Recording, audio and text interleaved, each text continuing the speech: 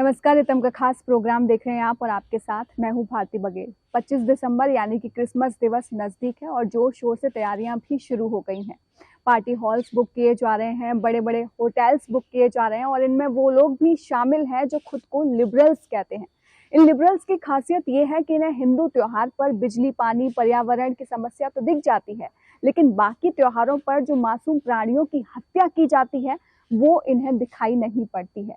इन्हीं सब विषयों पर बात करने के लिए आज हमारे साथ खास मेहमान मौजूद हैं, विश्व हिंदू परिषद के राष्ट्रीय प्रवक्ता विजय शंकर तिवारी जी। सबसे पहले तो सर आपका बहुत बहुत स्वागत है। नमस्कार जी। सर, सबसे पहला सवाल मेरा आपसे यही है कि अभी क्रिसमस भी आने वाला है और साथ ही साथ अखबारों में ये खबर भी आ रही है कि दिल्ली का जो AQI लेवल है वो बहुत ज्यादा खराब है, लेकिन अभी तक कोई भी नसीहत, कोई भी एडवाइजरी हमें देखने को नहीं मिली है, तो इस पर आप क्या कहेंगे? हाँ, चूंकि अब ये हिंदू त्योहार नहीं है, ये क्रिसमस आने वाली है। क्रिसमस में लोग पर्यावरण जिन जिन तत्वों से खराब होता है ऐसा वो कुछ भी कर सकते हैं, वो पटाखे भी चला सकते हैं। क्योंकि जो पटाखे दीपावली में जलाए जाते हैं उनमें तो कार्बन डाइऑक्साइड निकलता है, लेकिन जो पटाखे अभी 25 दिसंबर को चलाए जाएंगे उनमें ऑक्सीजन निकलेगा। और ये नया शोध इन हमारे देश के जो वामपंथी हैं, खान मार्केट गैंग वाले हैं, उन्होंने निकाला है ये कि समय के अनुसार अक्टूबर में जो दीपावली में निकाले जाएंगे उनमें कार्बन डाइऑक्साइड, स्वाभाविक है, कार्बन डाइऑक्साइड की मात्रा पर्यावरण में बढ़ती है तभी पर्यावरण खराब होता है।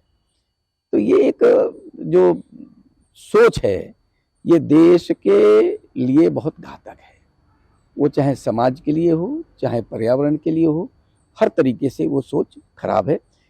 किसी भी पंथ का, किसी मत का, किसी संप्रदाय के लोग, सबके अपने तीज होते हैं, त्यौहार होते हैं, उत्सव होते हैं, उनको वह आराम से मनाएं और उल्लास के साथ मनाएं। सब लोग मनाते ही मनाते हैं, उसमें किसी को कोई समस्या नहीं है। लेकिन जब क्रिसमस को मनाने के लिए आप दूसरे को नकारते हैं और दूसरों का हिंदू संस्कृति को नकारते हैं, हिंदू परंपराओं को नकारते हैं, हिंदू उत्सवों को नकारते हैं, उनके पर्वों को नकारते हैं और नकारने के पीछे फिर उनके अनेकों तर्क ऐसे देते हैं ताकि लोग हिंदू पर्वों को, हिंदू उत्सवों को घृणा की दृष्टि से देखें। ये उनका नैरेटिव, ये उनकी सोच बहुत घातक है, घृणास्पद है और ये मानसिकता वामपंथियों की सारे देश को समझ में आई है, समझते हैं। लेकिन कई बार आपको लगता है कि नॉनसेंस बात करने वाले की बात भी समाज में जाती है और लोग एक प्रश्न तो खड़ा करती है। और इसलिए आप देखते होंगे वामपंथी देश में उनकी बात को कोई बहुत ज़्यादा लोग मानते नहीं है। और यही वो गिरोह है जो अंतरराष्ट्रीय बहुराष्ट्रीय कंपनियों के हाथ में खेलता है और उसको कमाई का जरिया बनाता है। इसी तरह होली पर भी सवाल खड़े किए जाते हैं कि होली पर पानी की बर्बादी होती है, लेकिन इसी तरह के तर्क अगर हम इनके त्योहारों को देकर दें तो परिणाम क्या मिलेगा?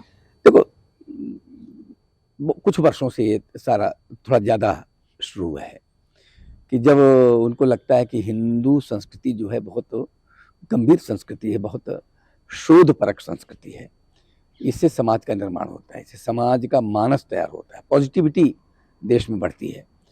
तो उनको तो पॉजिटिविटी चाहिए नहीं, उनको तो नकारात्मकता फैलानी है।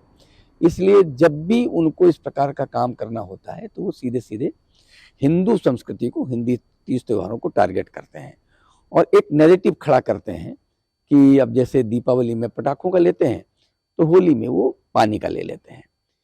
लेकिन उनको जब बकरीद में लाखों पशुओं का वध होता है, उनकी हत्या की जाती है और करोड़ों लीटर रक्त नालियों में बहता है, घरों में बहता है, सड़कों में बहता है और उसको साफ करने के लिए उससे भी कई करोड़ों ज़्यादा लीटर पानी लगता है, तब उनको पानी का औचित्य नहीं दिखाई पड़ता। ये मैं कहता हूँ कि उनकी जो दिमागी दिवालियापन है यही उसके विषय में सोच सकते हैं। क्योंकि होली का एक अपना, जब आप पानी से नहाते हैं, नहाते नहीं है उसमें, हालांकि हमारे यहाँ होली तो जो प्रारंभिक परंपरा रही है वो रंग लगा करके, अबीर लगा करके और उसको बहुत अच्छे से लोग मनाते थे, लेकिन धीरे धीरे पानी का प्रयोग बढ़ना शुरू हुआ। तो वो भी मानकर चलते हैं कि जब ऋतु बदलती है तो ऋतु बदलने के समय में आदमी के शरीर जो है उसका एक कंडीशनिंग करना, एक तरीके से उसको उसके लिए तैयार करना दूसरी ऋतु के लिए, वो भी हो सकता है। मुझे इसका कोई वैज्ञानिक प्रमाण मुझे पता नहीं है, लेकिन मैंने जो सोचा मैंने वो आपके सामने बताया है। लेकिन उसमें क्या विज्ञान है भाई, जब बकरीद में लाखों करोड़ों लीटर पानी बहता है, और बहुत सारे ऐसे काम हैं जहाँ पर जिसकी ये बड़ी प्रशंसा करते हैं, बड़ी वकालत करते हैं, वो कम से कम न देश के हित में है, न समाज के हित में है, और न ही जन समुदाय में किसी भी कम्युनिटी के हित में है। एक सवाल सर देसी मिठाइयों को लेकर भी आता है। हमारे जो त्योहार हैं उनमें देसी मिठाइयों का चलन है, लेकिन जैसे ही हमारे त्योहार आना शुरू होते हैं वैसे ही ऐसे एड्स आने शुरू हो जाते हैं जिसमें देसी मिठाइयों को नकारने की बात कही जाती है। इस पर आप क्या कहेंगे? दो पक्ष है। एक पक्ष है कि भारत की में जो मिठाइयाँ हैं वो ऋतु के अनुसार बनाई जाती हैं। जो हमारी हलवाई वाला है वो उसको भी पता है कि हमें बरसात के समय में क्या बनाना है, कब घेवर बनाना है, कब गुजिया बनानी है, कब लड्डू बनाने हैं। वो विविध प्रकार के जो बहुत हमारे व्यंजन हैं, जो मिठाइयाँ हैं, वो अलग अलग ऋतुओं में बदल जाती हैं, मिठाइयाँ बदल जाती हैं, क्योंकि शरीर को उस समय मौसम के अनुसार उस प्रकार के तत्व की आवश्यकता होती है जो तत्व उन मिठाइयों में सम्मिलित होता है। लेकिन हिंदुस्तान लीवर्स जैसी कंपनियों को चलाने के लिए मैं कहता हूं, जो ये बहुराष्ट्रीय कंपनियां हैं, जो कैडबरी जैसी कंपनियां हैं, जो चॉकलेट बनाती हैं, तो चॉकलेट बेचने के लिए, अब ये मैं कहता हूं ये समाजशास्त्री नहीं है जो इस प्रकार की बात करते हैं, चर्चा करते हैं, टीवी में भी आप देखते हो, मैं कहता हूं ये विमर्श करने वाले लोग नहीं है, ये मार्केटिंग वाले लोग हैं। ये एक तरीके से सुपारी लेकर वहां से निकले हैं कि आप मुझे पैसे दो, मैं आपकी गाऊंगा और भारत की मिठाइयों के और जो हलवाई हैं उनकी दुकानें बंद करवा दूंगा। नुकसान तो होता है और बहुत सारे लोगों का रोजगार जुड़ा होता है उसमें। केवल एक हिंदुस्तान लीवर जैसा 2-4 कंपनी है उनका अर्थ जुड़ा होता है, लेकिन मिठाई जो हमारी देसी मिठाइयाँ हैं, जो हमारी ऋतु के अनुसार बदलती हैं, भारतीय मिठाइयाँ हैं, मिष्ठान है, वो यहाँ ऋतुओं के हिसाब से और यहाँ के जो व्यवसायी हैं उनके संपोषण के लिए भी बहुत काम करते हैं। इसलिए मैं कहता हूँ कि वो लोगों के रोजगार पर भी डाका डालते हैं और लोगों के हेल्थ पर भी डाका डालते हैं। जो भारतीय मिठाइयों को नकारता है वो भारत में रोजगार का भी दुश्मन है और भारत के स्वास्थ्य का भी दुश्मन है। सर इसी के साथ एक जो विषय है वो पर्यावरण भी है। जब भी त्योहार आते हैं, हिंदू त्योहार, तो पर्यावरण को हमेशा टारगेट कर दिया जाता है कि प्रदूषण बढ़ रहा है। अब इसी के साथ अगर हम दूसरे त्योहारों की बात करें तो उनको लेकर आपका क्या कहना है? पहला उदाहरण तो मुझे यही समझ में आता है कि जब दीपावली आती है उसके 1 महीना पहले से लोग रिट लगाना, याचिका लगाना शुरू कर देते हैं कोर्ट में। फिर सुप्रीम कोर्ट और हाई कोर्ट ये पटाखों पर बैन लगाते हैं। और स्वाभाविक है, प्रदूषण दिल्ली जैसे शहर में तो पटाखा भी 2-4% काम करता होगा प्रदूषण में, लेकिन इससे ज़्यादा नहीं, केवल एक रात के लिए करता है। और जो परमानेंट प्रदूषण करने वाली चीज़ें उन पर वो रोक नहीं लगाते हैं। इससे उनकी गंभीरता समझ में आती है कि वो हिंदू त्योहारों के दुश्मन है या खराब प्रदूषण के दुश्मन है। अब यही पटाखे जनवरी जब नया साल आता है, ईसाइयों का नया साल आता है, उस समय खूब चलते हैं। और यही अभी 25 दिसंबर को भी इसी प्रकार के पटाखे, खूब पटाखे चलेंगे देश में। तो मैं तो कई बार मजाक में कहता हूँ कि अक्टूबर में और नवंबर में प्रारंभ में जब हमारी दीपावली होती है, जब पटाखे चलते हैं तो उनसे तो कार्बन डाइऑक्साइड निकलता है, लेकिन 25 दिसंबर आते आते और 1 जनवरी आते आते वो कार्बन डाइऑक्साइड से ऑक्सीजन में बदल जाते हैं। फिर उन पटाखों से कार्बन डाइऑक्साइड की बजाय ऑक्सीजन निकलती है। यानी इन लोगों के जो तर्क हैं कितने बेहुदे हैं, कितने भोथरे हैं, ये इसी से समझ में आ सकता है। इनकी सोच समझ में आती है। मैं कहता हूँ हिंदू विरोधी हैं, ये हिंदू रिचुअल्स के विरोधी हैं, हिंदू त्योहारों के विरोधी हैं, हिंदू पकवानों के विरोधी हैं। यानी जहाँ भारतीय चिंतन है जिसके कारण आज भारत आज भी दुनिया में आगे बढ़ा हुआ है। और एक समय ऐसा था, भारत को विश्वगुरु कहते थे, सोने की चिड़िया कहते थे, आर्थिक दृष्टि से संपन्न था, तकनीकी दृष्टि से संपन्न था, और जिन कारणों से संपन्न था आज उन सभी आयामों का विरोध हो रहा है, क्योंकि ये चाहते हैं कि भारत दुनिया में सर्वश्रेष्ठ न बने। इसको तो जो सर्वश्रेष्ठ नहीं बनने के लिए काम कर रहा है वो मैं कह सकता हूँ वो दुनिया के उन देशों के बिके हुए पिट्ठू हैं जो भारत को आगे बढ़ने से रोकना चाहते हैं। वो हर आयाम से उसको घेरने की कोशिश करते हैं, लेकिन वो नाकाम होंगे, क्योंकि ये भारत की बहुत जड़ों में बैठी हुई बातें हैं। संस्कृति यहाँ के खून में है, रक्त में है, हमारे वाहिकाओं में है। इसलिए थोड़ा सा दिक्कत तो होती है, कभी कभी भ्रम तो होता है, लेकिन ये अंततः पराजित होंगे, क्योंकि सिद्धांत हम जिसको मानते हैं सत्यमेव जयते, सत्य की पूजा करने वाला देश है। यहाँ पर हर बात में सत्यता है। तो मुझे लगता है कि इनके जितने भी प्रयास हैं थोड़ा बहुत सफल होते हैं। हमें उसमें मेहनत करनी पड़ती है, थोड़ा भ्रम भी होता है, लेकिन वो बहुत देर तक कोहरा रहता नहीं है, वो हट जाता है।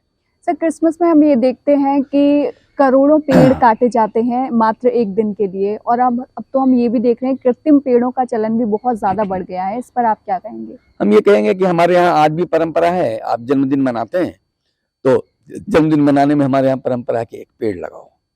लोग अपने परिवारों में बच्चों से पेड़ लगवाते हैं, लोगों से पेड़ लगवाते हैं।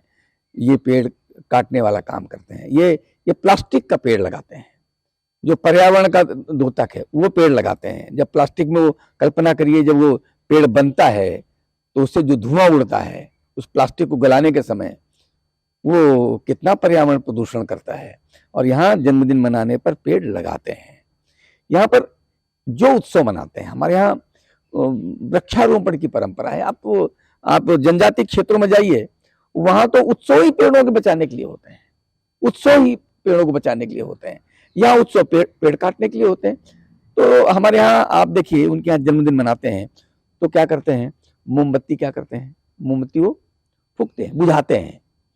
वो 28 साल का हो गया तो 28 मोमबत्तियां बुझा दी। और हमारे यहाँ क्या करते हैं, दीपक जलाते हैं। तो यहाँ जलाने का काम है, दीपक जलाने का काम, वहां बुझाने का काम है। बुझाना जो है नकारात्मकता है, जलाना पॉजिटिविटी है। तो पॉजिटिविटी है, हमारे संस्कृति में पॉजिटिविटी है, उनके यहाँ संस्कृति में ही नेगेटिविटी है। वो क्या करते हैं, वो केक काटते हैं। भाई, किसी के पॉजिटिव समय में काटने वाला काम कहां से आ गया भाई? यहाँ काटने का काम नहीं है, बांटने का काम नहीं है, बुझाने का काम नहीं, जलाने का काम है, ऊर्जा जलाने का काम है, तेजस्विता बढ़ाने का काम है।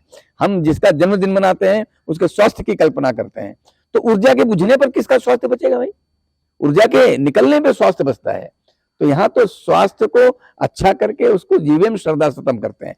100 वर्ष जीने की बात करते हैं। वो कहते हैं कितना बुढ़ा हो गया, हाउ मच ओल्ड, यानी वो 2 साल का बच्चा होगा तो भी ओल्ड लगा देंगे। ये निगेटिविटी है। तो हमारे और उनके चिंतन में बहुत फर्क है, बहुत अंतर है। ये हमेशा रहेगा, चूंकि मैं किसी का विरोध नहीं कर रहा, किसी की आलोचना नहीं कर रहा, लेकिन हमारी हजारों लाखों वर्ष की जो संस्कृति है वो शोध आधारित बनी हुई है, वो पॉजिटिविटी के आधार पर बनी है। वो समाज आज तक भी जीवंत है। दुनिया की संस्कृतियां 30-30, 35-35 साल में खत्म हो गई। हजारों साल पे हम वही हिंदू बने हुए हैं, उसी सोच के साथ काम करते हैं, उसी सूर्य की पूजा करते हैं, उसी सूर्य का अर्घ्य देते हैं, उसमें भी वैज्ञानिकता है।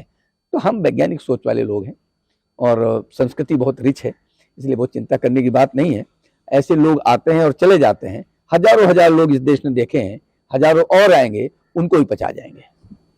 सर, जाते जाते मेरा आखिरी सवाल आपसे यही है कि जब भी हिंदू त्योहार आते हैं तो उनको नसीहत देने की जो बात आती है उसमें हमें ज्यादातर जो है बॉलीवुड जगत के चेहरे दिखाई पड़ते हैं, तो इस पर आप क्या कहेंगे? देखो, ऐसा है कि वो सब मार्केटिंग करने वाले लोग हैं, वो अभिनेता हैं, वो किसी समाज का नेतृत्व तो नहीं करते हैं, वो कोई मॉडल नहीं है, हमारे शरीर के मॉडल नहीं, हीरो नहीं है। वो पैसा लेकर के अभिनय करने वाले लोग हैं। तो समाज उनको केवल अभिनेता के रूप में ही देखे, उनको उनके पीछे जाने की आवश्यकता नहीं है, उनकी बात मानने की आवश्यकता नहीं है, क्योंकि ये पक्का मन कर ले कि वो अभिनेता हैं, वो नेतृत्व करने वाले लोग नहीं हैं।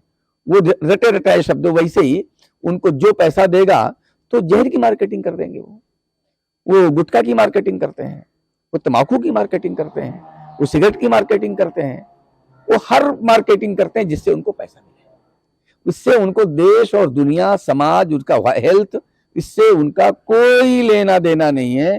इसलिए किसी एक अभिनेता को उसको केवल अभिनेता के रूप में देखें, बस इतना ही मुझे कहना है। सर, बहुत बहुत धन्यवाद आपका इतना कीमती समय देने के लिए।